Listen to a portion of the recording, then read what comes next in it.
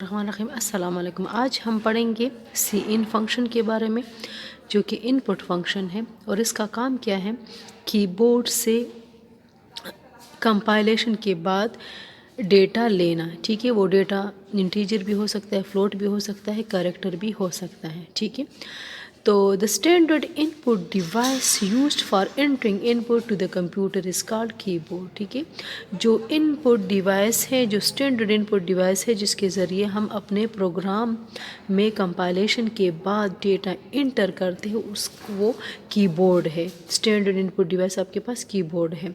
In C++، the stream extraction operator and the object cin آپ کے پاس object ہے، اور ایکسٹریکشن آپریٹر آپ کے پاس یہ ہے۔ ایکسٹریکشن آپریٹر کا کام کیا ہے، یہ دراصل ڈیٹا ایکسیپٹ کرتا ہے کی بورڈ سے اور ویریبل میں اسٹور کرتا ہے۔ ٹھیک ہے، used to handle the standard input the operator extraction must be followed by the variable۔ جس ویریبل میں ڈیٹا اسٹور ہوگا وہ اس کے بعد ایکسٹریکشن آپریٹر کے بعد ہم لکھیں گے that will store the data that is going to be extracted from the stream۔ Consider the following line of code۔ Integer marks آپ کے پاس ایک ویریبل ہے۔ اب this is the declaration of a variable marks of data type integer۔ It means that 2 bytes will be set aside for marks۔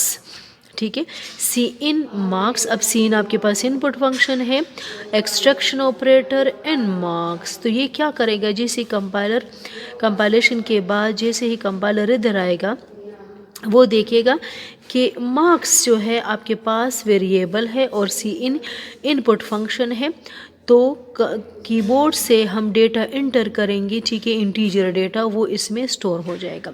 Here the first statement in marks declare a variable of type int called marks, and the second statement waits for an inputs from Cin in order to store it in the integer variable۔ A program to demonstrate Cin and Cout object۔ Cin and Cout are two objects۔ Cin is used to get data from the keyboard and Cout is used to display data on the screen۔ ٹھیک ہے، تو اب these are the processor directive which are used to use the built-in function from these header files۔ Like iStream contains Cin and Cout object, or the Cin and Cout definition are stored in iStream.h۔ Conio.h contains catch functions, so we will use Conio.h as well۔ Main is the function which must be present in every C++ program۔ Integer I is variable of type integer, یہ ہم نے declaration کی ہے۔ Float age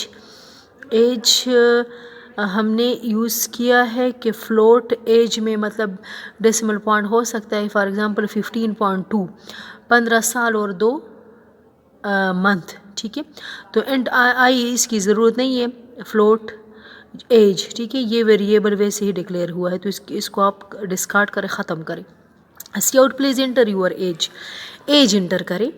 ٹھیک ہے، تو C out یہ display ہو جائے گا ہو بہو اسی طرح، ٹھیک ہے، جس طرح یہ ڈسپلے ہوا ہے پروگرام میں۔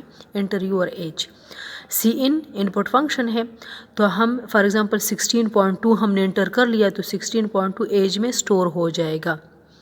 اس کے بعد the C output function, the age you entered is age میں کیا پڑا ہے 16.2 جو آپ نے انٹر کیا ہے ایئرس، یہ اب آپ کے پاس آؤٹ پٹ ہے۔ تو مجھے امید ہے کہ آج کا لیکچر آپ کو سمجھ آیا ہوگا۔ اللہ حافظ۔